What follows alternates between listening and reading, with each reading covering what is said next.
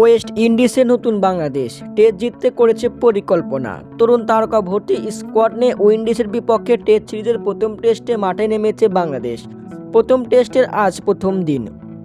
Windies সফরের আগে টাইগাররা একের পর এক সিরিজে হয়েছে ব্যর্থ।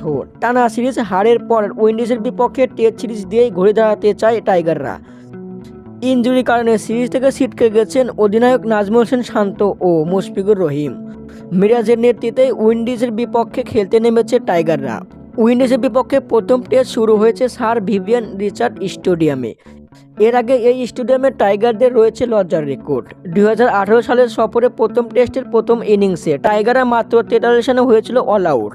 সেই ম্যাচ ইনিংস ব্যবধানে 219 রানে হেরেছে টাইগাররা।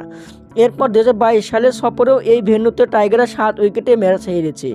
এখন পর্যন্ত ওয়েস্ট ইন্ডিজের বিপক্ষে 20 বারের মুখোমুখিতে 14টি হার, 4টি জয় ও 2টি ড্র করেছে টাইগাররা। দর্শক, আপনাদের মতামত কি? বাংলাদেশ কি পারবে ওয়েস্ট ইন্ডিজের বিপক্ষে প্রথম টেস্টে ঘুরে দাঁড়াতে? কমেন্টের মাধ্যমে জানিয়ে দিন। ধন্যবাদ।